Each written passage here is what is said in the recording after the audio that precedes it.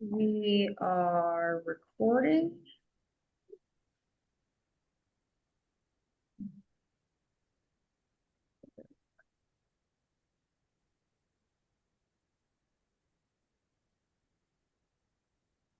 I don't know where the Zoom video went. I apologize. There it is. Oh, there it is. Okay, everyone. It is. Yes. Good afternoon, everyone. It is 1:04 p.m. and I officially call this meeting of the SCC to order. I will take roll call. Chair Dossock present. Treasurer Dixon present. Vice Chair absent. Technically, Secretary is also here, present. I have Director Schulteis, Comms Director absent. Outreach Director Cocolard is absent. Oh no, she's present.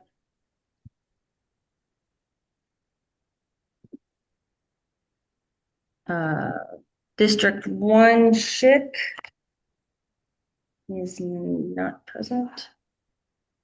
District 2 is vacant. District 3 Avery here. District 4 Lundy present. District 5 Shillings present. District 6 Lomax. I'm here. District 7 Cone. District 8 Haynes absent. District 9 Curran Here. and we have guest Mr. Koffel from Missouri. Present. Region rep, yep. And that is everyone. So we have 1, 2. Oh, we also have guests Evan McMahon from National and guest Kristen Alexander from Monroe.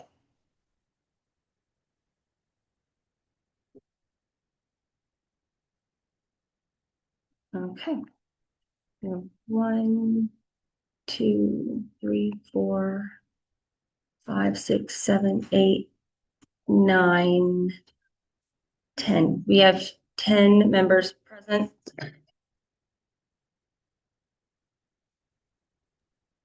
James just said that he and Paul Copeland are waiting in the lobby. Yeah, I just saw that. Can someone please let them in? Thank you. Yeah.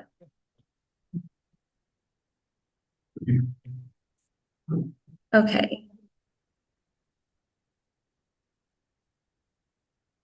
Okay, apologize for that. And we have an agenda that has been presented. I would entertain a motion to adopt the agenda, or if there are any other comments need to be made, please let me know. So moved. Motion by Shillings. I'll second. Okay, and seconded by Lomax. Hey, James. Are there any objections to adopting the agenda as presented? Hearing none, adopted. Appointment of a timekeeper. Michael, would you mind keeping time today? Thank you. All right, we'll move on to officer reports, chair report. Try to pull that up real fast. I did submit it. I do want to just kind of highlight a couple of things. Obviously, this is my first official meeting as your chair. And over the course of the last month, there've been a number of things that have been happening, primarily working on that transition from Evan to myself, finalizing secretarial duties and making sure that those are all in place for successor, which we should see later today, I hope. Vice Chair Seniak and I have continued to work with affiliates and working on making sure that we can put in line city training. Evan, Mr. McMahon has graciously, offered to give some of his time to help continue training until we're in a good spot to kind of carry that on ourselves and take that off his plate. Let's see here. I have worked with the SCC board on creating a membership engagement survey and setting that out so that we can continue to work on building priorities and a plan, specifically looking towards the end of the election cycle, because all of our focus really should be on candidate support right now. Let's see here. The last thing that I think that's important that I started working on this week with National is that there is a push for what they're calling a 60-day ballot access sprint. And that is specifically to support our Secretary of State candidate, because that is our ballot access race. And they want to put a plan in place and to offer additional support for the candidates so that they can be successful. So that's what I have for now. Like I said, if there's any questions regarding the reports that I've submitted to you, I'm happy to answer those. Mr. Vice Chair? Busy month, but a good month. We did have a convention committee meeting, which I will go further over in my report. I worked with several different individuals across asking questions about the affiliates and what we need to do to either get them forward or whether we want to create clubs in those areas. So I've been busy with working with that. Also, reviewing county change. And that's why I really have to report. Mr. Treasurer? Yeah, so I'm reporting to everybody. Regarding the questions on expenses on the chair debit card, thankfully our guest here was able to answer a bunch of those questions. So going down the list, GoDaddy's related to domain names, keeping that stamps, keeping that StreetYard was canceled, Elementor's annual, Dropbox canceled, SP American canceled, Paddle is city related, and Essential is annual. So I got the answers that I needed on those. Okay. Secretary report is very similar to the chair's report this month. Again, just kind of working to finalize and making sure things are up to date. The minutes and files are all up to date and online for review through the end of June. The remainder of those will be taken care of this week up into this meeting. At this point, I would accept a motion to approve the July 2026 minutes, not 2025 minutes. So moved. Second. Any objections to approving the July minutes? Hearing none, those have been approved. All right. Well, we do have a guest in the room from the National. Mr. McMahon, would you like to offer any updates on the LNC? Mr. Cole, since he's here, Mr. Reacher, that would be more appropriate. Okay. You guys are more than welcome to ask me any questions, but the update should come. Okay. Mr. Koffel, would you be interested in offering any updates from the LNC? I'm going to be honest, I was actually pretty relieved you called on Mr. McMahon to give a report. I have nothing prepared for you. I wasn't planning on being available today. So in the future, that won't be a problem. I'm going to try to be a little more on the ball with the state reports, but unfortunately this month this just didn't happen. No worries. Chair, one of the big things that have happened, since your last meeting, the Libertarian Party of New Hampshire disaffiliation appeal hearing was a couple weeks ago, and on Tuesday, I believe, this week, the judicial committee ruled 7-0 in favor of the disaffiliation. So they are officially gone. We'll start the process of reaffiliating the United States. A big item that was definitely a lot of discussion was the national party spent close to $300,000 this past month. 180,000 of it was convention related, including $60,000 spent paying the hotels for rooms that did not get used. That is dead burnt money that went to nothing because 2 hotels were added the last minute, and we didn't come anywhere close to it. Sorry for interrupting. There's feedback from remote clients that they're having difficulty hearing. Would you be able to step a little closer to the mic so they're about it? Thank you. Is that better? If not, oh well. The other major expenses were 2 safes that we spent money for petitioning, which accounted for $84,000. A little over $40,000 per state. One of them, we believe we were successful in achieving the ballot access, or at least getting a candidate on the ballot. The other one we haven't heard as of yet. We should find out at our next meeting. A positive note is that for the first time in the last 4 years, we have had a positive trend of membership growth.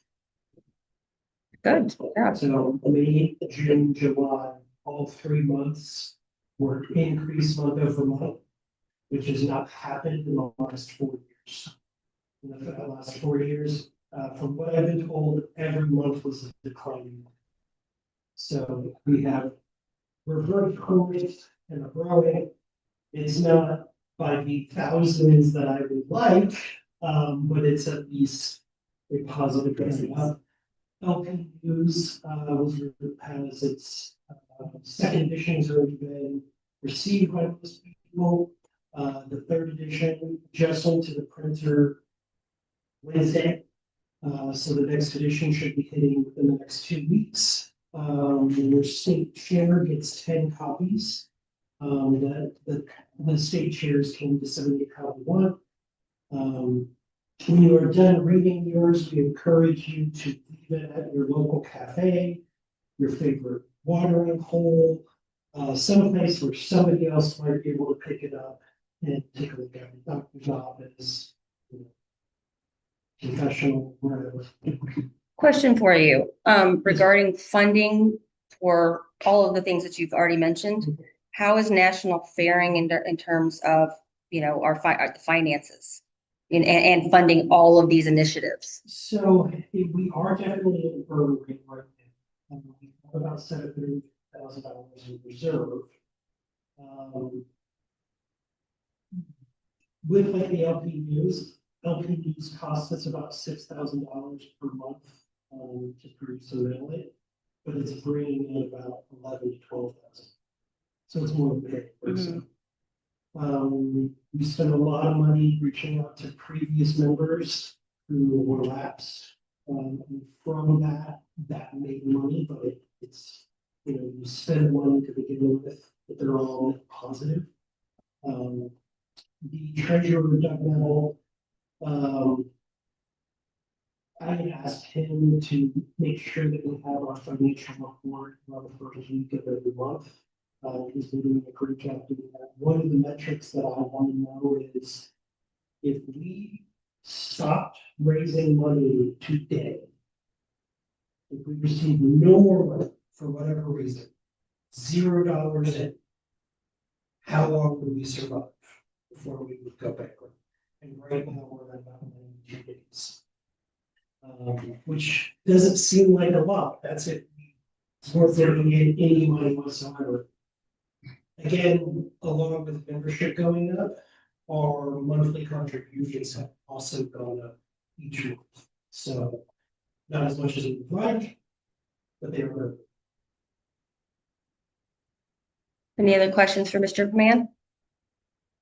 I'm doing a monthly call with all of the suite chairs to bring them in to get best practices from each other. Also, so they can give feedback, hear what's happening national.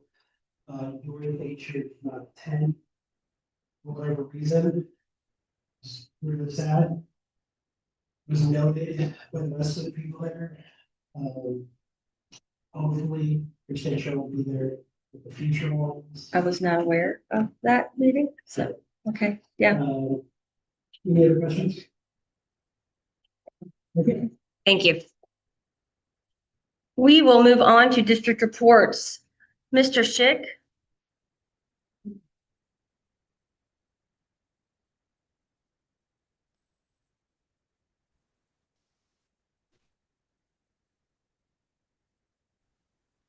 Mr. Schick? did Hello, want- can you hear me?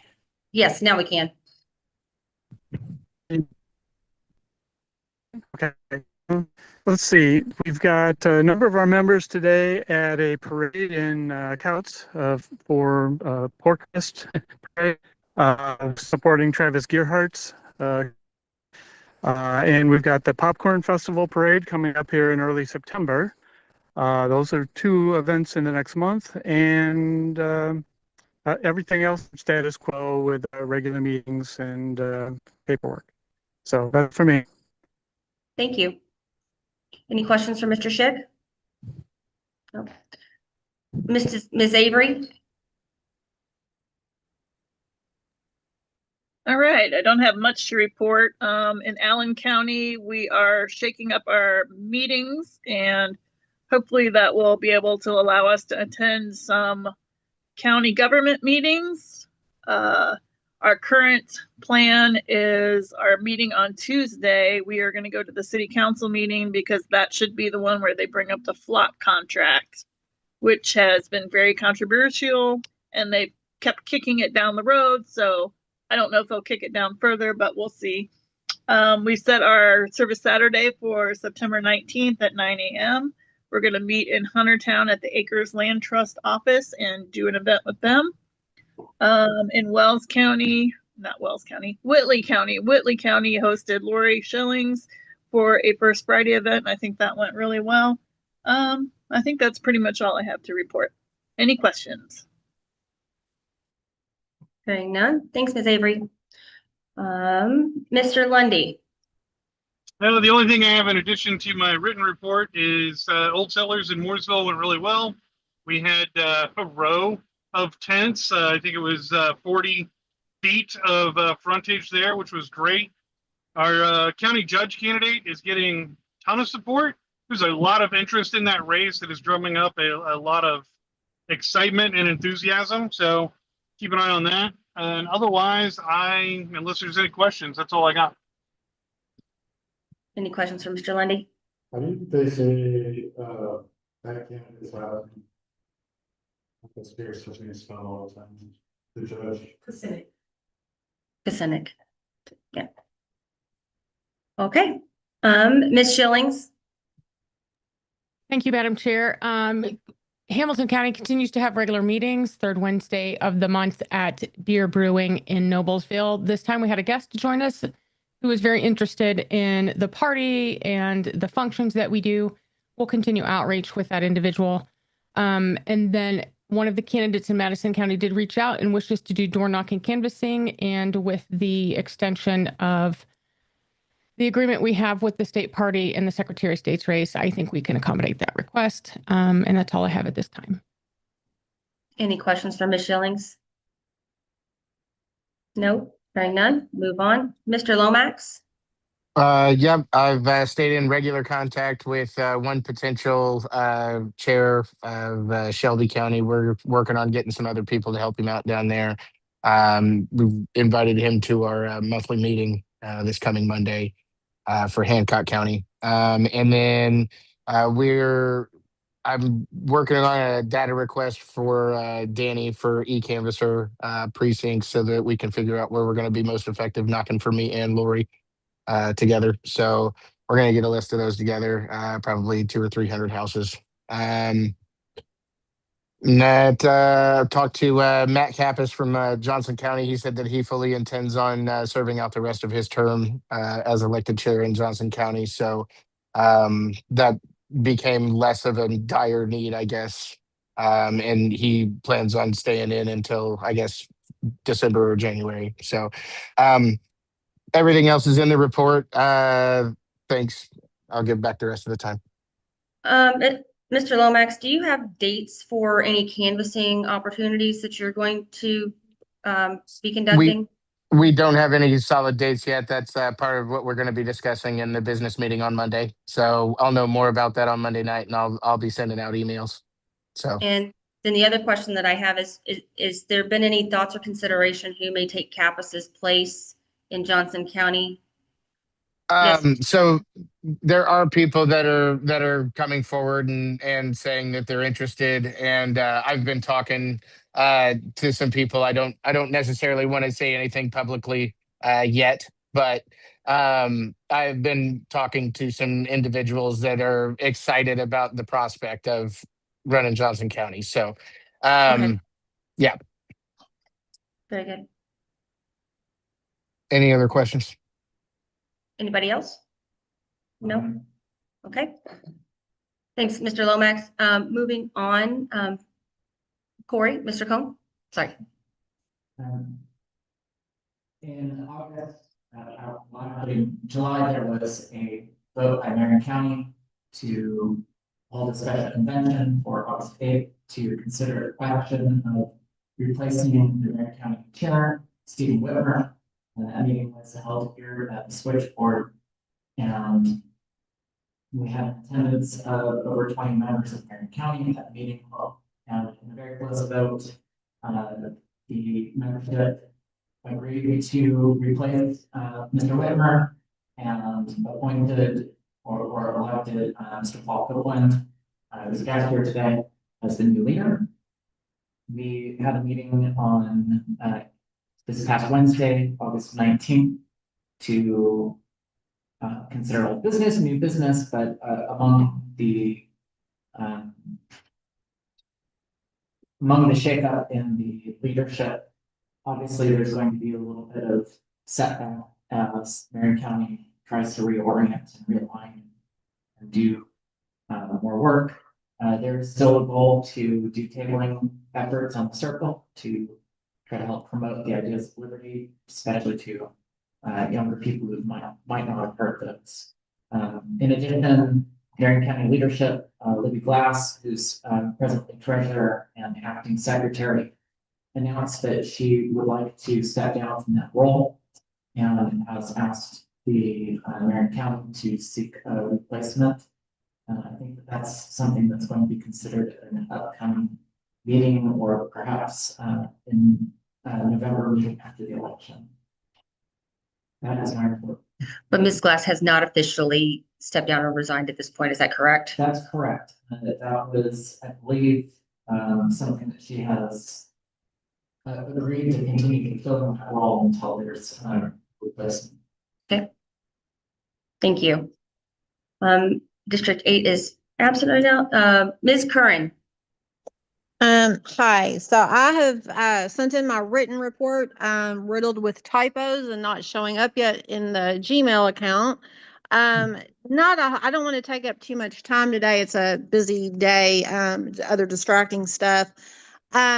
Want to highlight candidate stuff. We do have Sellersburg Celebrates going on. Tanya was there Thursday. She'll be again there this afternoon. Danny will be there this afternoon, repping Lori's campaign. This evening, Tanya and our state Senate candidate, Larry Mahaney, will join me and Our Lady Liberty for a Jeffersonville's Farm to Table dinner. I really want to highlight Larry's campaign. Larry Mahaney is a solid local libertarian. He is running for State Senate District 45, which has been in the news statewide this week. The current office holder is Republican Chris Garton. He's expected to be the next Senate leader. The president is thrilled because he was a strong proponent of redistricting. This is also the guy that did the AI generated images of himself beating up Santa Claus last winter. It would be lovely for us to have an impact in that race. Larry's Facebook page is Larry Mahaney, State Senate District 45. He could use some follows, shares, engagement. And I'll be putting some things probably in the 1994 society group this week. Some other ways to support Larry, but that is a race where we could actually even make an impact on the national level. If we were really to get him some high vote totals. So that's all I have. That's exciting, Kelly, actually. I like hearing that. Yeah, Any I thought so. questions? It just really dawned on me. I don't think he realized it would be like that. We didn't. He's kind of a paper candidate, and it really dawned on me the opportunity that we have in that race. All right. Thank you for sharing, Kelly. We will move on to director reports. Comms director is not here, so we will move on to tech. Mr. Schulteis. Before maybe addition with some questions about some charges that may or may not be legitimate. So I'd like to help the treasurer chair determine the legitimacy of those. You'll the rest of my time. Okay. Any questions for Mr. Schulteis? None. Okay. Ms. Coquillard. Okay, I don't have too much to report this month. I did get in contact, Jess Mears got in contact with me from Advocates for Self-Government and asked for an interview on how the LPIN uses the world's smallest political quiz in our outreach. So I did do that. And then I just want to highlight the Block the Flock protests that are going on. They're really trying to get this going. So if you have a free Saturday, find your nearest flock camera and go block it. So yeah, I think that's all I got. Yes, Mr. McMahon.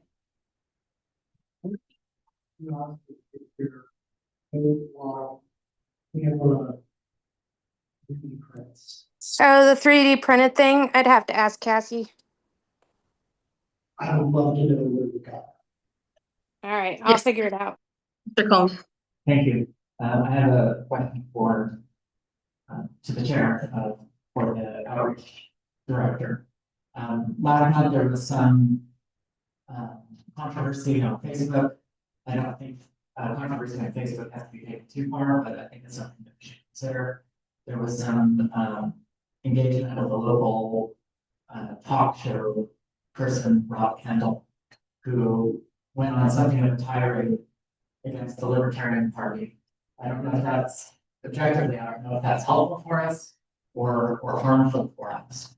But what I'd like to inquire is if getting that sort of visibility or inciting the local talking heads, if that's part of an explicit strategy that we're using to gain visibility or notoriety for the party, or if that's something that we should be considering in terms of our strategic approach with somebody who can influence the party's reputation. If I understand your question correctly, it's how we engage with public figures. I believe that's an outreach and community question. So to the chair, I'm directing it to the community partner. Okay. Liz, do you have a response for and outreach and to the I would public? say, yeah, sure. I would say Rob Kendall is acting like Rob Kendall during an election year. We should expect this every time that he's going to dog on us. So let's just leave it at that. He'll get over himself. Yeah. I mean, look, and I've not been shy about my commentary with regard to, responding to public figures or, some of the trolling that may be going on, even by the public figures, is that, they feed off of, the responses. You know, if we feed it, it may enlarge that, it may increase it, it may make it worse, you know, depending on positive or negative. You know, it's my feeling that, you know what, if we don't want the fire to continue to grow with negative commentary like that, then you don't respond to it and you just don't give it oxygen. So, I mean, that's my opinion. Yes. I happen to think that that's a good opinion. I just want to say to the record that as a member of the state central committee, hearing somebody who has influence describing us as a bunch of clowns is a little bit humiliating. And it seems to be something that we provoked by creating that engagement in the first place. I think there's some part to be taken with that for sure. Okay. However, there are a number of individuals who are responding to personalities online or through any other media source, you know, who are also not members of the board, who are just members of the party. And, you know, there's only so much control we can have over that messaging. As representative of District 7, I think I can say particularly, we should be circumspect about what we say in positions of leadership, because it does create an impression on the community. I would absolutely tend to agree with that. Yes, Mr. McMahon. So, perspective, this particular personnel didn't want to have anything to do with us, ignored us, said crappy things about the party until Don Rainwater. The only reason why he cared about Don Rainwater in 2020 was because he was mad at agriculture. The next year, he was significantly critical of our candidate for Secretary of State and the U.S. Senate, and had nothing nice to say about it. When Don ran again in 2024, he had his fame, so Don was, you know, a clown. It's, you know, he said that same word about Don. This is somebody who uses us when he sees something that aligns with us, that fits his narrative of being mad at somebody else. When we're used to him, we're going to use him. Our own experience was we are wrong about everything, except for when he wants us to come on and talk about one of our top rated articles in the Star because it has traction. So there are people who probably should be taken very seriously when it comes to media. Nikki Kelly, you know, there are actual reporters, and then there are talking head people who we should just support. Thank you. Thank you. Mr. McMahon, yeah. For the national chair's comments. Yeah. I would say whether the Indiana Libertarian Party submits to individuals like Mr. Kendall, I think a good strategic mindset, particularly for outreach, would be to consider how we can make use of that. Absolutely. Yeah. So, any other commentary? Okay, thank you, sir. Moving on, we have committee reports and we have conventions. Mr. Seniak? Yeah, I'm super excited. We had our first convention meeting. We discussed a lot of good base ideas. Some of those I'll share. We did get, well, our chair got quotes for, is that RPG? Is that CRG. CRG. See my letters there. And it looks like it's gonna be about the same price as we paid a couple years ago. So we're looking. Except for food. Except for food. We're looking toward doing that, and some maybe different ideas for food. And maybe end up we just pay a little bit more for the food, but we also have some fundraising ideas that we're throwing out there additionally to try to increase the profits. We would like, I set the goal as the chair to make this convention profitable. I don't want to see a smooth on it, and I want to see it not just be profitable to the party financially, but also profitable to those who attend and get solid information, solid learning opportunities, and that it's something that they want to attend. We are trying to keep it in central Indiana due to the fact that those on the south side of Indiana or northern only have to drive 2 to 3 hours at most. So central seems, if that location happens to fall through, we will be still looking for construction. Yeah. So the idea is we come around, is about running more fundraiser. But I think another fundraiser we really wanted to do, and I'm welcome to any more ideas on this, but we do want to have our team as the actual fundraiser.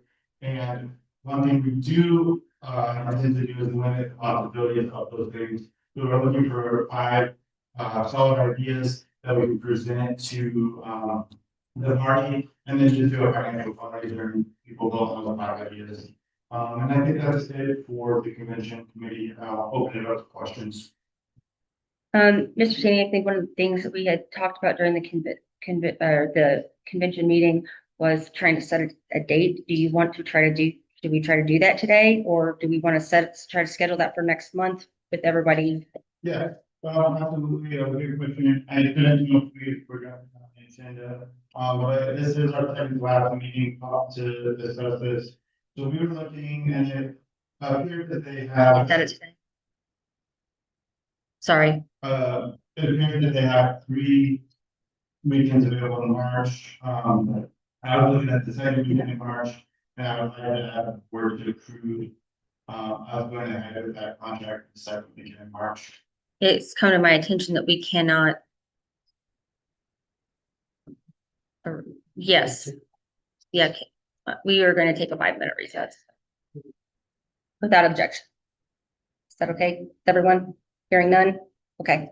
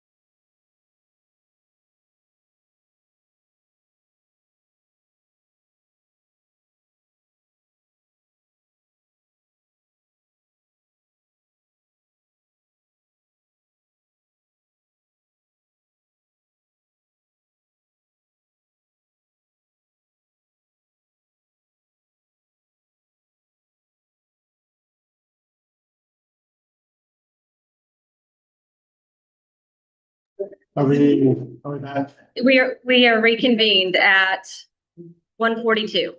All right. Just, we did want to set the state convention date, so I was gonna recommend the second day of, or the second weekend of March. I think those exact dates with the 3rd weekend as a potential backup in case something falls through. I asked the SCC board to approve those dates for consideration, and then we'll demand a contract in the very near future, and what that financial obligation will be. But currently we're only concerned with the actual dates. So Your motion is to, Motion is to approve the second weekend march for our state convention, with the third weekend as a potential backup. okay, so the motion is to set the date for convention for March 12th through the 14th of 2027. Is there a second? Is Second, it and? Okay, and sorry, reset the motion here with the backup dates of March 19th through the 21st. Okay, so there was a second by Ms. Schillings. Is this a roll call vote? No, just majority? Is there discussion here? Yes, I can open the floor for discussion. Ms. Curran? I couldn't hear well enough to understand the choice necessarily of the second with the third weekend as the backup. The second weekend in March, I would definitely not be in attendance, and several other folks in Southern Indiana would have a conflict. That is the weekend every year of Tara's Garden, the memorial event with my daughter. So Okay. just as an FYI, so I definitely won't be there, and several other people likely wouldn't be either. Or at least they're going to be put on the spot and have to choose. Okay, we'll have the vote here in just a moment on that. Right here. Mr. Cohen? I wanted to note, as we impact some of our Christian friends, that Palm Sunday is the 21st of March, and that Easter is the 28th of March. Noted, thank you. Any other discussion?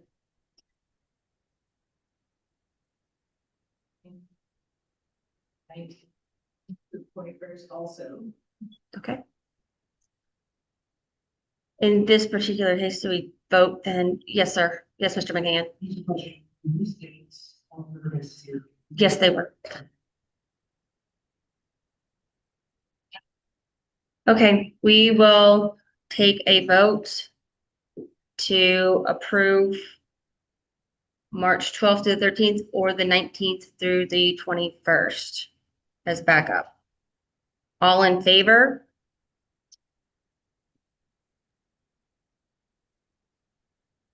All opposed?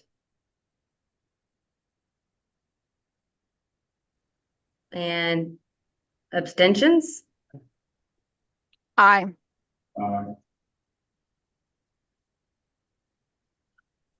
That's tough. That doesn't pass. So Could we amend? Do you like to amend? you can make a new motion.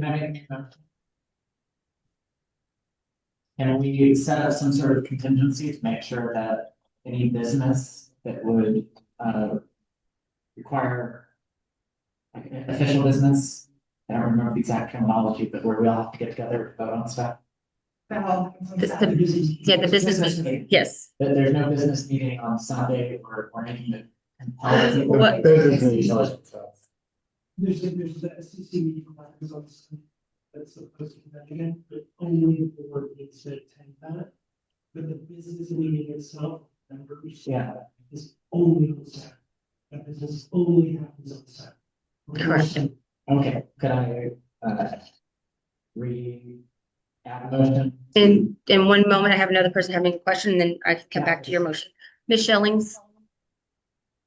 thank you, Madam Chair. I will have to say, having managed this committee for several years, there's always going to be individuals who are not able to make a specific event, but we do have to have a convention within a certain amount of time of the national convention prior to that. So March is our window, and I think we're going to have to, I'm sorry, Evan is raising his hand, which I can't hear him from the other end of the room. Mr. McMahon? Correct. You can, the state party has historically, a lot of years has kind of always. For the state. Okay, there is no national convention in 27, therefore we have a window to move through April for the state convention. Mr. Cohn, you said that you would like to make another motion. I will entertain that. I would. Well, important. Not date 19. Yeah. That was the original motion. Voted against it because I was. So then that's. We just want to read it. I want a motion to reconsider, understanding that our members will not be held to attend a business meeting on the date that might conflict with their religious obligations. And if the committee wants to vote in favor for it, then that's on us, right? Is that in the order for Robert Rules? Yes. I Okay. motion to reconsider, as long as the person is on, wait, no, you were the side. I didn't. Yeah. It can't be reconsidered. Motion to reconsider to only. In your email. Because somebody. Okay. Sorry. And it wouldn't be in order to bring a motion. For Okay. At this point, maybe we, Oh, it's go with the convention, it looks like those two days in the past, we're going with April. That'll be the next, this Easter is not good for the Lord holiday. Now, I believe that first weekend in March, I've already taken by our, we'll have to discuss that again with the venue to see what they have available in April. Other convention, we'll go forward with that. Ms. Alexander. Just, instead of completely throwing those two dates off the board, would you maybe just consider bringing it up to the committee, understanding why people voted no, maybe in a single chat or something, post this meeting, so that you can make a better motion going forward? I don't think that people disagreed with those dates inherently. I think that there was some confusion and that led to the issue, because I think. I understand, and I agree with what you're saying, but I was very clear, we had a discussion over it, it was voted down, I don't know what else to do there. Mr. McMahon. Since it was a voice vote, we have a roll call vote, and in another session, it can be taken. My suggestion would be to do email ballot as an approval vote with potential dates that have been confirmed by the venue for March April. Choice Do that in a vote or just pick one. It's up to the judge's discretion, but you need a motion for that to do it as actually you would as the chair, just do it. Sure. Email about it. Do a vote. And then whatever the deciding date is. Okay. So today this dies. Okay. Moving on, there are no bylaws reports at this time. So we'll move on to team reports. Yes, Ms. Alexander. what is the deadline that people need to submit bylaws to the committee? Yes, Mr. McMahon. 60 days. The bylaws.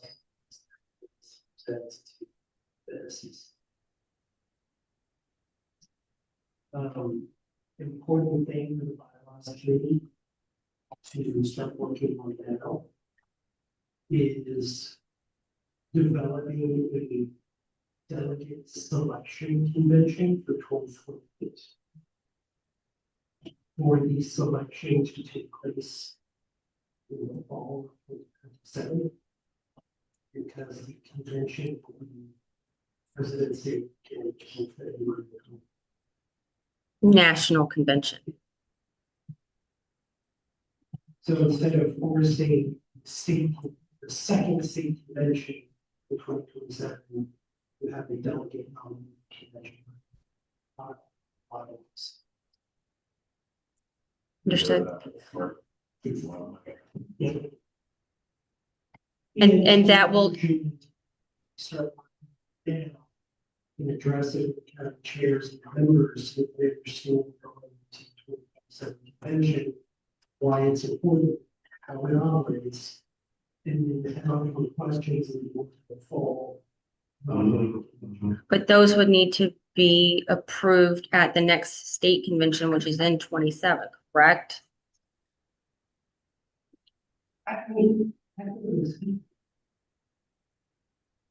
The SCC has the authority on a 3/4 vote.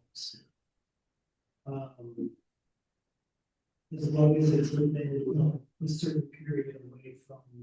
Convention. before the convention.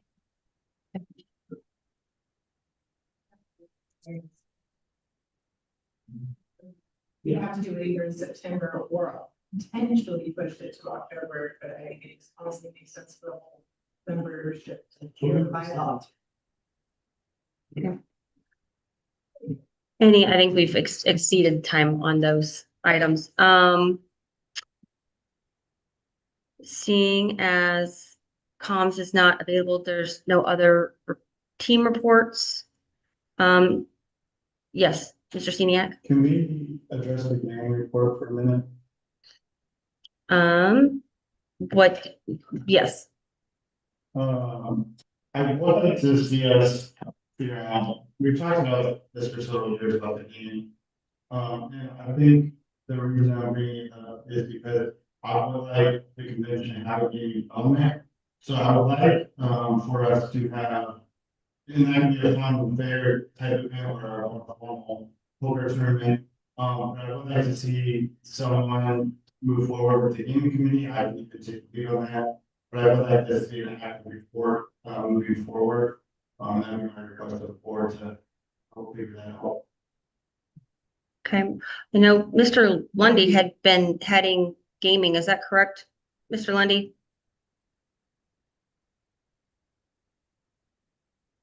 Was Danny and when? Hold on, I gotta get to the mute button. It takes like 3 minutes. I don't even think I got to vote on the last thing.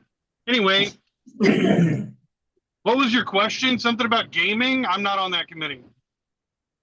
Okay. Sure. We're trying, I'm just asking the board that we can figure out, and I don't know how to formally do it, but figure out how to move forward with some gaming, because it's possible we would like to that.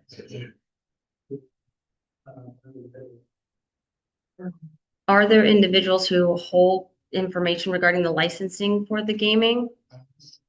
And the insurance side. Oh, No, that. Mr. Schulteis? We don't get insurance for that. I'm saying. okay. I apologize.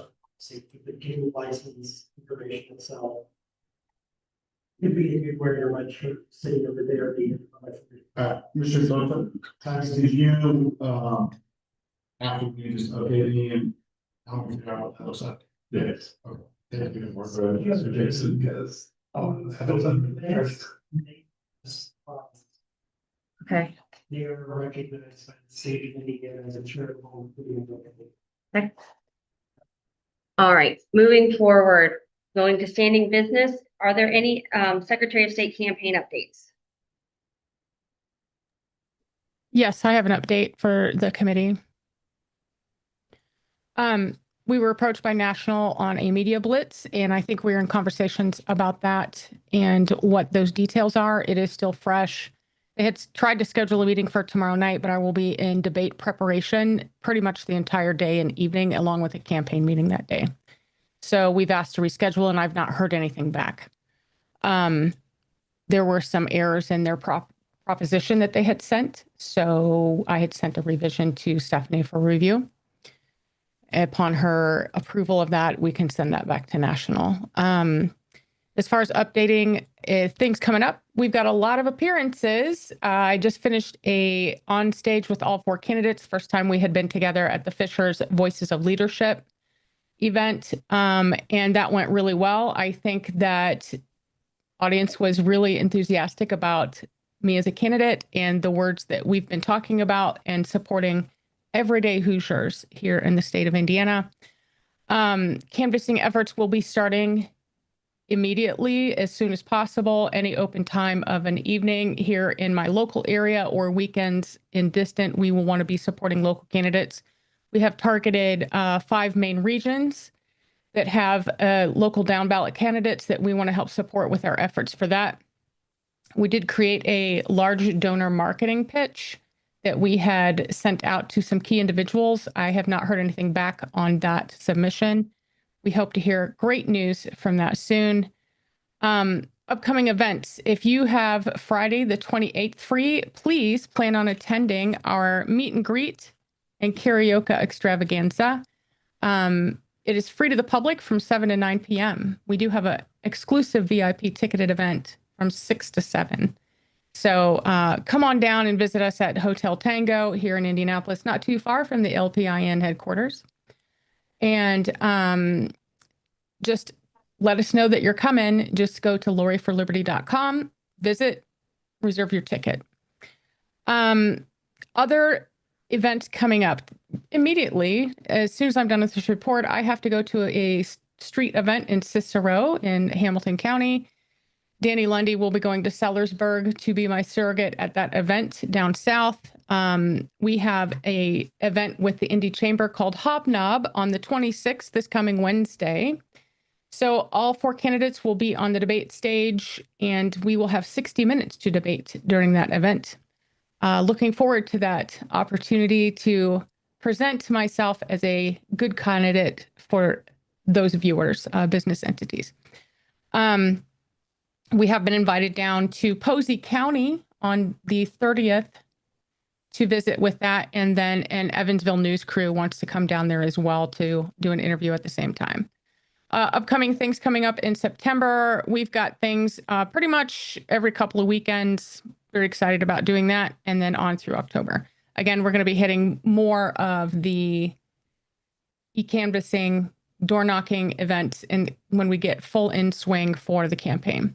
Volunteers, we still need volunteers for the campaign. Anybody who wants to help with media, social media, design work, handling events, any of those things are always an opportunity for people who want to become involved. Please reach out to the campaign. And then that's pretty much all I have at this time. Again, donations are always pleasantly received. Thank you, Lori.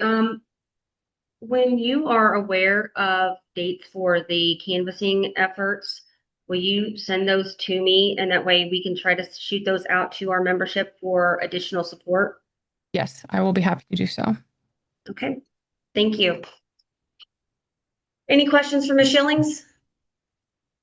Hearing none, we will move on to new business. There's several items here that, have been brought up over the last month. I'm hoping that we can have a constructive conversation about many of them and, move forward. The first and foremost being data usage and policy. I know that there was some issues late last month, early this month, with regard to how data was, disseminated and used for communication purposes. Since that time, the data usage agreement, policy, et cetera, has been shared with everyone. And I know that Mr. Cohn specifically, you've had some concerns about that. And I do want to work with you on building out what would be a reasonable policy for, our members and users to have. I would like to give you an opportunity to speak on that too. So, yes. I think that we may already have a good existing policy. I think maybe part of the challenge is not that new policies they may need to be drafted, I'm not sure, but they need to be collected in a place where they are open and easy to access, not only by our leadership, but by all of our membership. And they need to be more unethically as a board. We need to review them, and in cases where they may have liability, such as the data use policy, we need to have continual regular training on the policies. So that probably looks at minimum like an annual review, plus some sort of contingency for onboarding new seats as vacant seats are filled.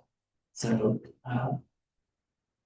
this is a lot more maturing our procedures and our management of our policies, and instead of drafting new things from that's my perspective. Sure. Do you have any thought in place on how the onboarding should go, or and maybe in biannual or annual review? Start with trying to collect as many policies that we know are actively used and enforced, and we have a lot of prior knowledge sitting in one of these chairs here, our former chair. And we need to take the next steps, and I know it's time consuming, but we need to collect everything that we know about it, which is currently published in disparate places, and find it and bring it all into one spot. Mr. McMahon? I think it's nice that I've talked many times about wanting us to have a policy manual. One of my classic examples is in 2016, we had a bylaw that said every candidate had to fill out a candidate application approved by the SCC. This year was the first time that application had been reviewed and approved since 2016. It was the same application up and down. I've had board members who have asked me previously, how they started an email about it. Is a cheerleader only work? No. Any group of 4 board members can agree to start an email about it. We need a policy manual as an organization. Everybody can see how this is how the governance, how operates, how it works. My one hesitation or caution is that it not be a document that stymies progress in the community moving forward. We experienced that at national party level, where there are times that our policy manual is just so large and unruly that it gives the specific 10 steps that must be taken. And well, if you can't do step number 9, everything runs to a halt. So it should be a governing document. Some of it should be best practices, some of it should be absolutely rigid, but there should be that. I like the idea of the manual review. And on the board for every member, we can take a printed copy of it and pass it to the next. For you, Mr. Lundy, I'll be right to you. Is there currently a place that holds those NDAs, those data usage agreements and whatnot that have been previously signed by users, members, et cetera? Yes. Okay. So all of those get done by state. Whenever a user request is done for anything, it doesn't even have to be for access to CD or like access to Canvas. It's covered as a user. Okay. And then it's actually you can search for all of the executed NDAs within the city and see, also who on the board has an executed one because they've never had user requests. Okay. Good to know. Thank you. Mr. Lundy? This is exactly why Kristen and I spent a few months putting together the SCC library so that all that stuff would be easy to find. The problem is it's in the chairs drive and not in the Google Workspace where everybody can access it. We just need to move it over and then everybody can find all the things. So moving the SCC library, is that what I understood? Okay. There were 2 of them that were created. One was created as a public workspace, and one was created in chairs. And the public one ended up not. Okay. So we'll take a look into that. Okay. I know that doesn't, oh, Mr. Cohen, I'm sorry. I do want to, I think that it's great that we have that. I haven't seen it. I look forward to looking at it. I think it should be something that would be published publicly onto the internet and not only have that be available to members of the committee, because having that available helps us keep a leadership program happening where people who are currently not sitting at the table can learn a little bit more about it and then put themselves forward into leadership positions when they're ready for the people who are more contemplative those types of things. I'm not 100% sure that all the documents should be for public use. Correct.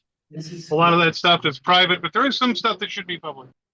But the making policy manual that goes on the website where bylaws and standing rules are, having another spot with having policy manual, there's clear powers and powers to that should be. Sure. Ms. Schillings? Thank you, Madam Chair. Our working documents are private party business and should remain in a private Google Drive for us to access as a board. Anything we want public facing should be on the website. I believe as Evan had mentioned, I didn't quite clearly hear what he said down there. Just saying, yeah. Yeah. Yeah. He said that you agree. And you would, and he was accurate that, again, our private business information should stay private, and there should be some items that are publicly facing. I think that we can continue to have a conversation about how to build this out and format it appropriately for the party. I'm happy to continue to work with you and other members, but yes, Mr. Combs. I'd like to recommend that we schedule some sort of working session and a set of dates so that we 2-hour sessions maybe over the next several months. And as we're making good progress, maybe it only takes 1 or 2 of those. Yeah. Sure. I mean, if you'd like to, collect any documentation that you'd like to take a look at and, just hit me up with some dates, we can certainly try to do that. All reference dates via email, and we'll see if members of the board want to participate. Sure. Mr. McMahon. I don't think it would be appropriate for the chair to create a team. A policy team. I would ask that maybe the focus on this be after the elections in November, that we focus more on candidates right now. Also, we already have a policy team. And then they work on it. There's no policy team. There's no policy team. There's an ad hoc policy team, I think. Yeah. And it was done, the bridge is not reappointed the following year. And I believe that included like Danny, myself, and Skillings. Oh, Mr. McMahon, who else is on that? Clayton Yeah. listed, so. I would tend to agree with Ms. Curran that, again, our primary focus right now is on candidate support, but it doesn't mean that we can't begin a conversation regarding these things so that we can try to put something forward in the future. So, okay, the next part to new business was that there had been, or I had wanted to make a recommendation of adding Mr. McMahon to the Google Suite with his own email address to continue to assist me with transitioning into the role. He has a very wide knowledge about where items are. He's also continuing to do some back end work with Andy Burns for city. And it would be very helpful to me not to have go, hey, Evan, can you get in? Can you come? Can I sit next to you? And can you look at my Google files and show me where things are at, et cetera? So if you want one. I would entertain that. So motion by Kelly. Second. Seconded by Ms. Cocolard. This is open for discussion. Mr. Seniak? Yeah, I do have a couple of questions. There's financial part of the email. How many accounts do we currently have? How many are we allowed to have? And then possibly new directors coming in, would this allow for them to have email as well? That's a question for Mr. Schulteis. User with the pending transition, we would need to add additional users, but if we have the one switching roles like Ms. Zalabak is vacating the secretary, that will have a monetary cost if we don't have the additional license for the oncoming secretary, but we do have board director and things like that. Not certain if those accounts are permitted that. Do you know how much it is to upgrade? We're currently paying $200 something per month to Google. Yeah. And that one was up to 17. No. We're currently paying for 17 bucks. So I'd say per user charge per year. So do we, can someone be smart and calculate what the cost is per email? $6 per. And it's $14. Yeah, it's 14. And then my second question. I mean, I think it's pretty clear, most of these emails were usually coming in and out, voted in, voted out, that is transferred, what is the time frame on potentially with your help and what that looks like? I believe the potential time frame for use of that license or for establishing the license, 6 to 8 months. Is that accurate?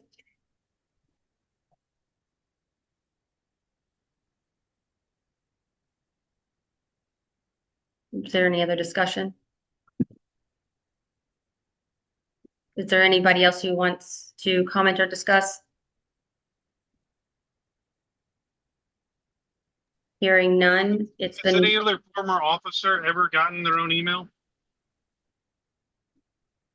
has any other officer former had their own email prior or after leaving? Yes, Mr. McMahon. I offered to Tim McGuire. Dan Drexler did, and it was also offered to Tim McGuire.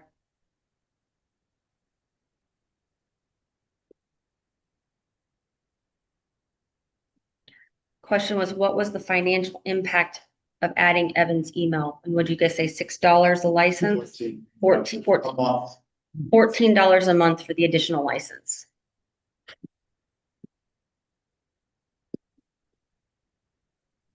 Mr. Schick? Are you asking for my vote or I'm not sure? Oh, no, I'm sorry. I thought you were getting ready to make a comment. I apologize. Oh, sorry.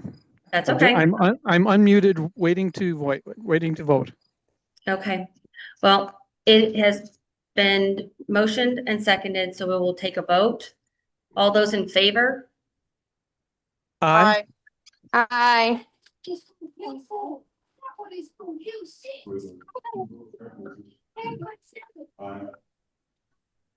All those opposed? Aye.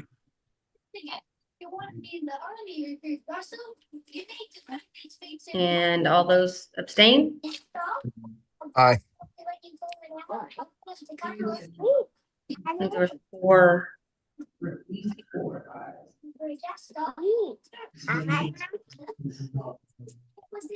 Right. Just to be sure. Yeah, we're gonna roll call vote. All right, we're gonna go backwards today.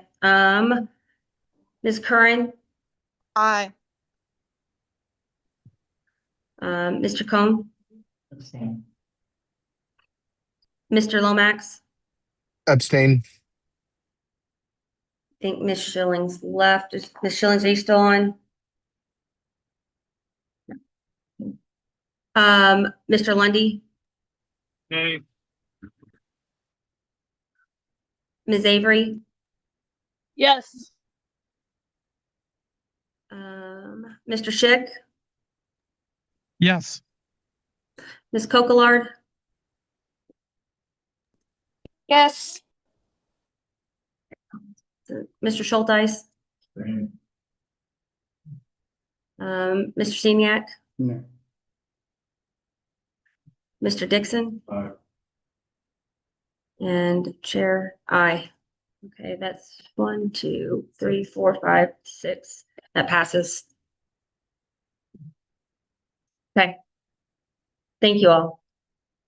All right, moving forward, as I mentioned earlier this month, I am stepping down my role as secretary. So at this time, we will open up nominations for filling that seat. I would nominate Kristen Alexandra. Second. Ms. Alexander, do you accept the nomination? I do. Are there any other nominations or any other interests in the role of secretary?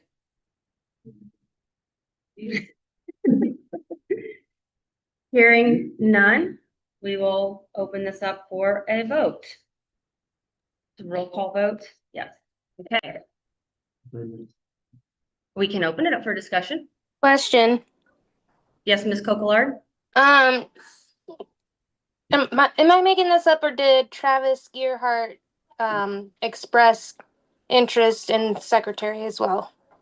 He initially did, but then he withdrew it because he had expressed additional interest in becoming the political director, which is actually the next item on the agenda. Okie dokie. Thank you.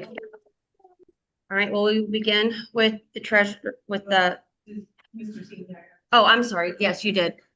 No, thanks for putting me down. I appreciate that. I just would ask this of anybody who is doing it, but are you fully committed till March and then extend? Obviously, if your term extends, but just making sure full commitment to that date and your availability. I'm available at every SCC that is currently on the agenda, or on the calendar, and I'm committed to being the secretary of the party. And I am not committed to volunteering for events. I'm not committed to volunteering for campaigns. I will be available for meetings, and I'm happy to be asked. But my goals are purely organizational and support, as far as administrative support goes. Policy thing that I also have on my plate and on mind for the party going forward. I do not have interest in being extra help for districts and things like that. I do not have interest in filling counties outside of providing documentation assistance as far as that goes. I really want to maintain some boundaries this time around. That's very fair, and thank you for that honest response. I appreciate it. Any other questions or comments before taking the vote?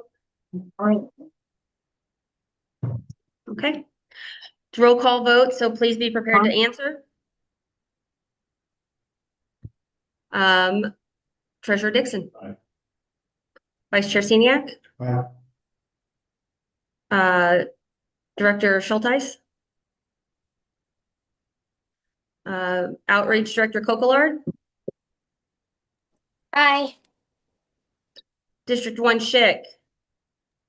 Yes. District 3 Avery. Yes. District 4 Lundy. Absolutely. District 5 Shillings. And I think she's gone. District 6 Lomax. A very enthusiastic aye. District 7 Cone. Yes. District 9 Curran. Aye. And Fair Dosbach, yes. Unanimously, Ms. Alexander, you are our new secretary. Thank you. Congrats. Would you like a few minutes to make any statements? Thank you guys all for your unanimous support. It is not something that happens often within this party, and so I hope that I can, delineate and support you guys where I'm able. I'm happy to be back. Look forward to working with you. Thank you. All right, moving forward. Yes, Mr. Schulteis. If I could have 24 hours, and then I will shoot you an email, and then we can tackle that. But I shouldn't need too much time. So, thank you. Okay, moving on. There has been interest in director position for the political director. Mr. Gearhart has expressed interest in holding that position. Would it be appropriate to allow him a few minutes to speak to the party before opening nominations? No? Okay. Now, Madam Chair, I would like to go ahead and nominate Travis Gerhart to be the political director of the LPIN. Okay, Mr. Lomax, do I hear a second? Second. Open for discussion? Is there any discussion on the matter? Okay, Mr. Gearhart, would you like to address the board? Yeah, absolutely. Well, first of all, thank you so much for having me. Thank you so much for the nomination, Luke. To give everybody a little bit of my background, the ones that don't know me, didn't get a chance to meet me at National. I was heavily involved in the Republican Party for several years. So don't count that as a negative vote just yet. But so I've managed political campaigns. I have been an elected official. I have been South County Republican chairman. I have a good idea of how all of that works. I'm a 20-year salesman as well. Also, don't count that against me. So I know how politics works. I know how to get candidates up to snuff. I know how to get out there and put your best foot forward. And I'm looking to basically take on this position, tackle it really. It's kind of, I was telling Mike Telesky today, if you're going to get wet, you might as well go swimming. I want to just continue getting involved and support the party and work to get more libertarians elected. Very good. Yes, Ms. Alexander. My only question for Mr. Gerhart is he completely left the GOP. Has he holds no positions on any level whatsoever? Did you hear Ms. Alexander's question, Mr. Gerhart? Yes, and absolutely, that is unequivocally, I hold no positions, I have no desires, and I have nothing positive to say about that in the least bit. So no, that is not what I have at all in mind. Very good. Mr. Steniak. Same question as to Ms. Alexander, fully committed to, when the next appointments happen.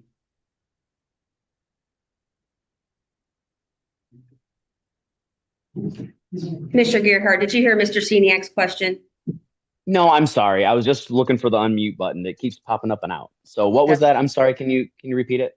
Oh, just the same question as I asked Ms. Alexander. Are you fully committed till the next appointees for this position? Oh, the same question you would ask her. Oh, okay, I get you. Yeah, absolutely. I have already. I'm one of those people. If I dedicate myself to it, I absolutely commit to going. I've already started thinking about different webinars to put together for candidates. I am fully committed. This is not a. I am not a in paper only type person. I understand the people that do that. I'm all for it. I understand the need for it, but no, I'm going to propose or tackle this with the same vigor that I attack my state rep run that I'm in right now. Fully on board. Very good. Mr. Cohn. For Mr. Gerhart, which is to him, what is the essence of being a libertarian? The second question, if I may, which is what issues does he think are important to libertarians in 2026? What do I think is the most important? Well, I think as being the political director, that would be what is on the bylaws. I don't think that it would be necessarily appropriate for me to push my particular thoughts on any issue, which I think is also inherently libertarian. I think we have bylaws, and I think as the political director, I will adhere to those bylaws. Doesn't really matter what my particular thoughts are about particular issues.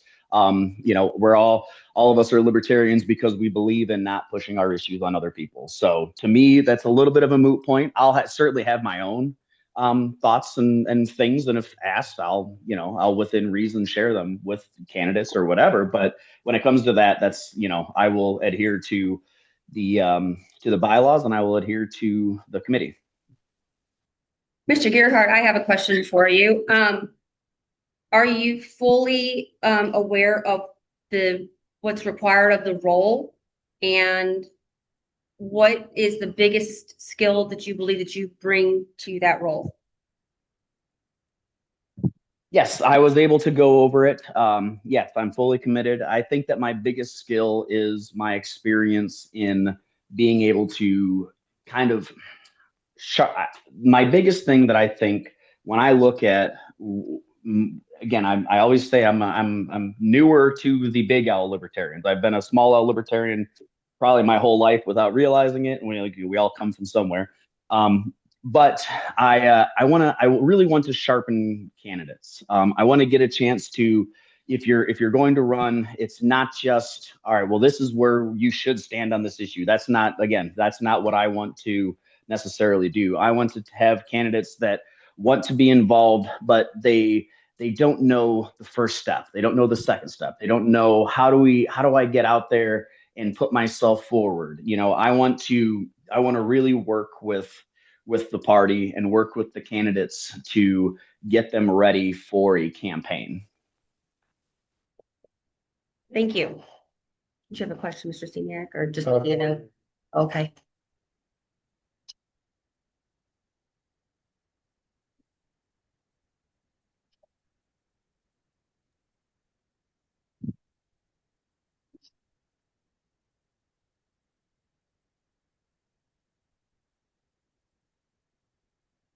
Yes, it does. Any other questions, Mr. Cohn? That Mr. Gerhart wanted to have a clear separation between his personal beliefs and the that he's executing in his role as political director. I'd be interested to hear him articulate either what he thinks the essence of the libertarian ideology is, or what he thinks what qualities would make for an ideal libertarian candidate or a distinctively libertarian candidate. Mr. Gerhart, did you hear Mr. Cohn's request? Yes, I think I did. I was able to push my headphones together and hear it. So basically, what sort of qualities would we look for in a ideal candidate? If I get the sense, well, I think ideal candidates don't have to be, they can be forged. Obviously, you can, if you're the type of person that doesn't mind just walking up to strangers and introducing yourself. That's half of it, is getting you comfortable enough to really put yourself out there, put your ideas on there, teach them about learning the role. So if you're going to run for example, the state rep run that I'm in, I wouldn't run on this if I didn't know, that the NiSource, had the IURC board, that would learning the positions, learning the ability to, so what are we looking for in a candidate? We're looking for the ability to learn, the ability to be teachable, be a little bit humble. I think that's an important thing. And be able to, again, if you're teachable, we can get a chance to get together and talk to you and make you feel comfortable. Not everybody should necessarily be a political candidate. My fiance would absolutely, she hates being the center of attention. She does not want to be looked at. She doesn't want to be talked to.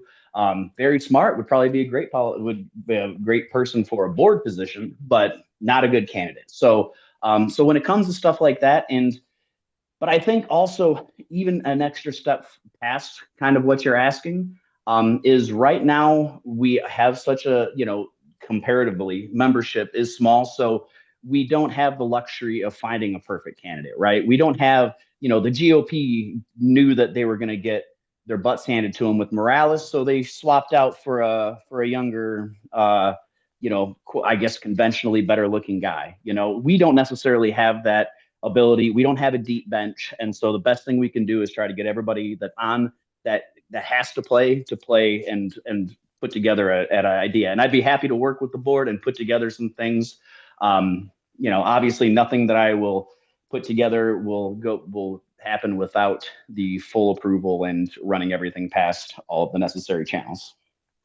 Mr. Cohn? Yeah, thank you, Madam Chair. As you may know, even in District 7 this year, we had an individual approach us. They purchased a membership for the Marion County Party, for the state party in Marion County, merely as a stepping stool to gain access to the ballot running as a libertarian.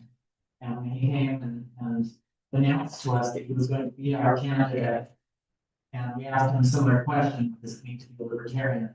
His answer was more along the lines of, it doesn't matter, I'm just going to get elected for him. And we declined to run him as a candidate as libertarian because he could not articulate his views of libertarianism or what we be doing to represent the Libertarian Party.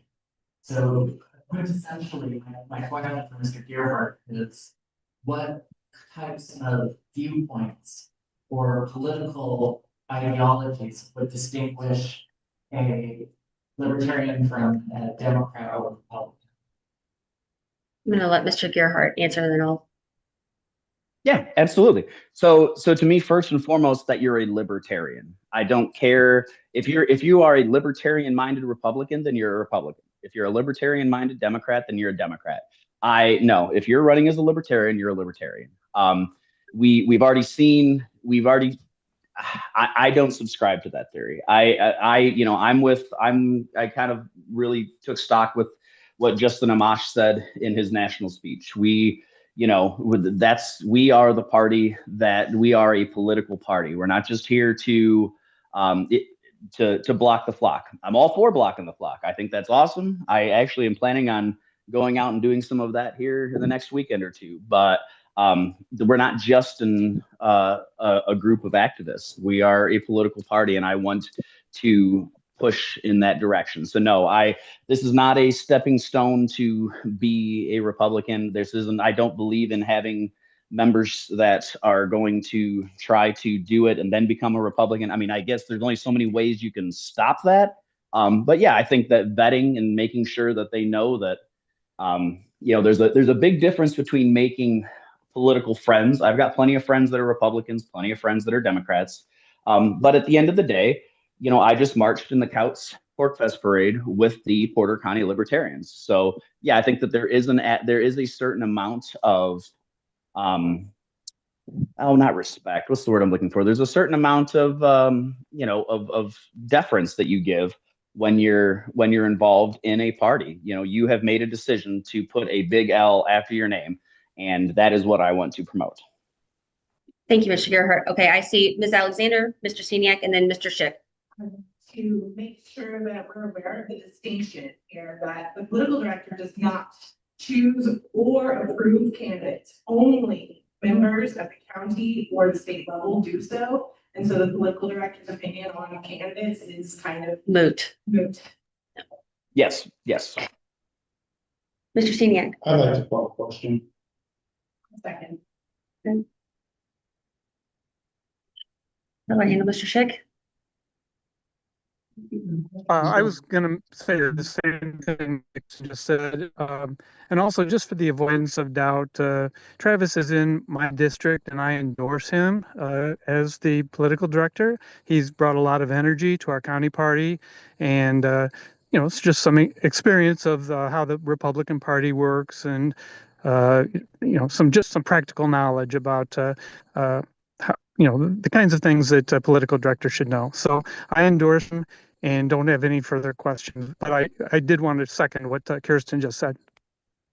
Very good. Thank you, Mr. Schick. The question has been called, so we will take a roll call vote. I will go bottom to top again this time. Ms. Curran? Aye. Mr. Cohn? No. Mr. Lomax? Aye. Mr. Lundy? Aye. Ms. Avery? Aye. Mr. Schick? Yes. Ms. Kokolard? Yes. Mr. Schulteis? Mr. Staniak? And Chair, aye. Okay, we have 1, 2, 3, 4, 5, 6, 7, 8, 9. Yep. Oh. All right, so that's 10, and that passes. Congratulations, Mr. Gerhart. You have been elected the political director of the LPIN. Thank you so much. I appreciate everybody's confidence, and I'm looking forward to serving and going swimming. Very good. All right, we're moving on to announcements. Yes. Oh, did you have something? Well, put their name in the financial director, but actually, okay, I did skip over that. Thank you. We did have a name submitted that had shown interest in the vacant financial director position. However, they were unable to attend. There's not a lot of known information about the member that had submitted the interest right now. And because they were unable to attend right now, I'm not comfortable allowing that nomination to happen. If there are other nominations, we can, we can do that. But for that particular individual, I think we should wait until we can learn a little bit more about that member. Any objections? Okay. So we will close nominations and move forward. Yes? Okay. Moving on to announcements. Personal announcement for my position. Prior to taking on the role of chair, there were several obligations that I committed to that will have me out of my seat for anywhere from 4 days to 2 weeks at a time. In September, I will not be in town from September 2nd through the 7th.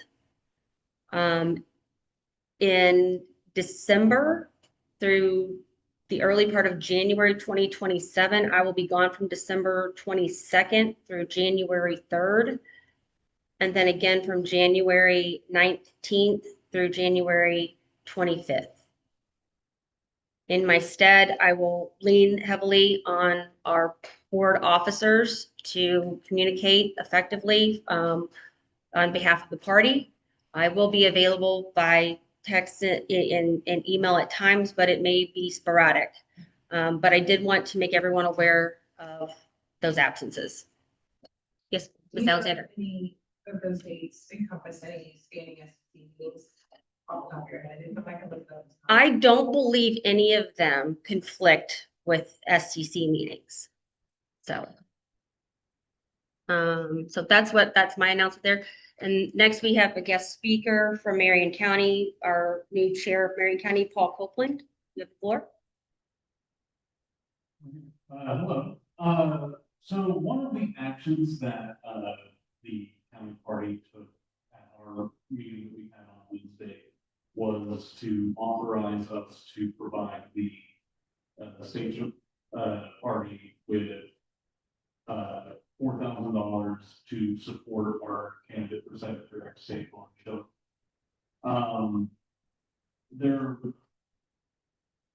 While I do believe we're not allowed to specifically attach conditions to that money, the one request that came from the memberships, and this was moved as a conditional, so we can, I think we can just choose not to check if you don't get some sort of commitment. Would be that the money go to higher order functions to support our candidate and not necessarily be spent on things that are lower impact, such as yard signs and other things of that nature. Yes, Ms. Alexander. What would you consider a higher impact? If I may. Yeah. From our transcript, it was listed as advertising media, billboards, large media, but not yard signs. Yes, Mr. McMahon. For me, I know we're plan that I received with it, plan that I've been circulating nationally, there's no one that's out for anything for direct media. I don't believe that it is in order for it to be conditional, meaning you put in a condition on the state party put a condition on The campaign. It's a trust factor thing. It is the from what I'm being asked to fund with these 40 candidates is for the creation of around the state. So I would say that it is very, very highly likely that is. And I understand that, but I'm just here to seek concerns from my father and put that in front of the board as it is. I understand that it's probably not good form, and I understand that there are things currently being fundraised for that align with what our membership wants. I am just here to express our interest and concern. Understood. Thank you. I know time has expired. Is there any objection to extending the time by another 5 minutes? Hearing none. I think that it might be in order to ask Mr. Lundy. No, it's not. I can't have the campaign speak to this on the board.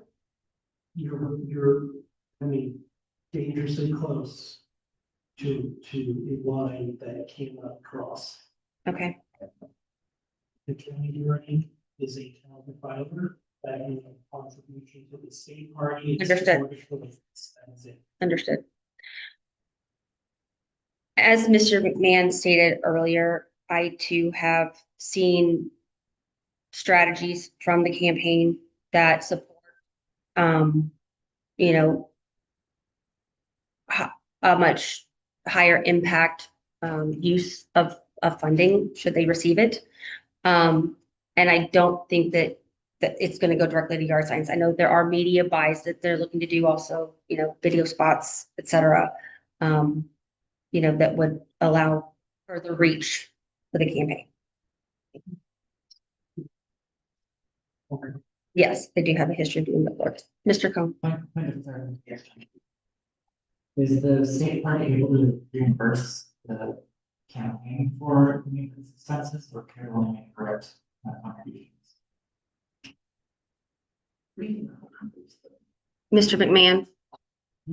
Give me an example. Well, so hypothetically, suppose that the campaign spent $2,500 on a billboard. And then the state party perhaps makes a donation for that same dollar amount to the campaign. I mean, that's possible, but this is our candidate, our SOS candidate. I would drop the shenanigans and just make a contribution to the campaign. There's a lot of jumping hoops and red tape for a volunteer campaign. It's a ballot access race. I would give us make the contribution and keep it simple as opposed to giving them hoops to have to jump through when they're already short staffed and volunteers in funding. Just that would be my recommendation. Mr. Coe. I hear you. One of the motion that was passed by Marion County had a contingency on it, so I'm trying to figure out how to be able to represent that the board considered that contingency is able to meet it fully and to everyone's satisfaction. Their character as well. I believe that the party, the board, you know, can offer suggestions to the campaign, but they can't force them into making the decision on how the funds are used. You're right. Mr. Seniak. Would it be appropriate to move to put this on an email ballot after Marion County reconsiders the conditions? So that way we don't worry about the decisions and maybe can so we don't know any fast as we can. Mr. McMahon. We read the exact motion. That's what we're looking. I don't have I have the whole transcript and I'll try to decode it from the transcript, but I have not decoded it from that. So let me see if I can answer that. Might take just a minute.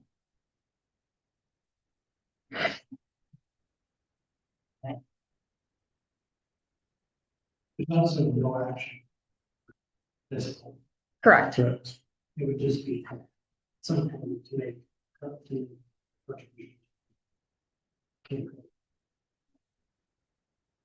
However, the state party could, in its contribution, request that media by the request. That's not what you're wanting to request. Sure. Suggestion, request, et cetera. That's, yeah. It's a different.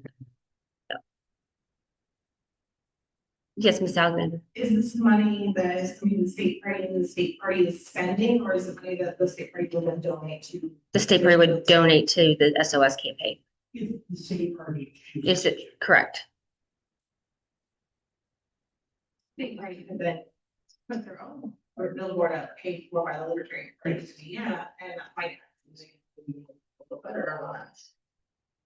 So precisely, it is allocating $4,000 to the state party in order to support the Secretary of State's campaign, with the stipulations that it be spent on things other than yard signs, large and medium signs. Yeah, it's not very clear on that. I think the members were pretty clear that this for large and medium ones. I'd like to defer to that. That was my understanding, but we want the money spent in the RSA kind of areas that it can spent on things with limited reach. Mr. McMahon, Mr. Seniak, and Ms. Alexander. The county party, one, the state party determines how to spend those funds. Is it understood correct? Yes. Okay. If the state party decides to spend the funds in support of the candidate or decides to donate the funds directly to the candidate, would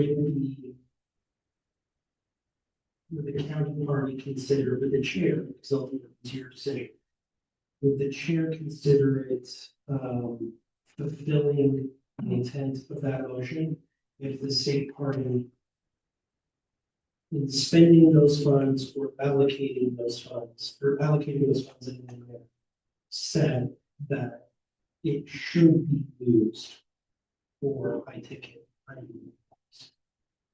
I believe that having that level of commitment to it satisfies myself.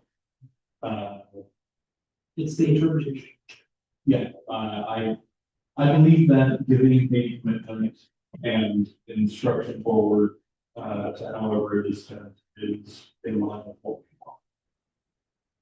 So if the county party made a contribution to the state party would then to hold a vote on how to allocate those funds. Either the state party spends it itself in support of the ballot access race, or donates the money to the candidate directly with the high level suggestion that we spend specifically. No. Correct. Heard, understood. Thank you. Mr. Seniak. A lot of what I was gonna say is very similar to our national chair. I don't necessarily see an issue with taking it if the understanding from Marion County is that it's in support of our SLX rates. Because that would allow us to either spend it ourselves and not have to earmark directly to the campaign for that campaign. But it's basically similar to what our national chair said. Thank you. Ms. Alexander. I guess my point is, having worked on a campaign, a statewide campaign, I know what these things cost. I don't know, you know, $4,000 as far as media. It gets nothing. There isn't a TV spot you can buy for that. You can't buy a week's worth of radio ads for that. You're looking at that $4,000 will either be a billboard for 2 months or newspaper ads. That is the highest value dollar in my experience that you know, the highest value marketing you can get out of $4,000. Mr. Cohn.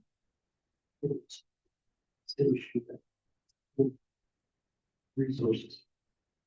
So this amount is the large majority of the money that Merritt County Current Government offers.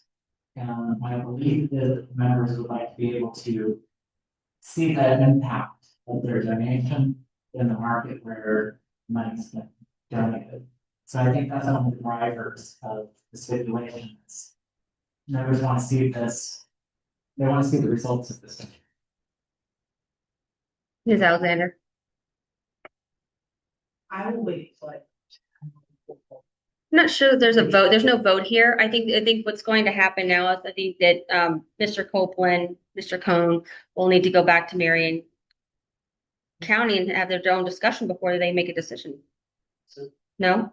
I think we should decide if the statements from the state central committee satisfy the conditions that are legally allowable.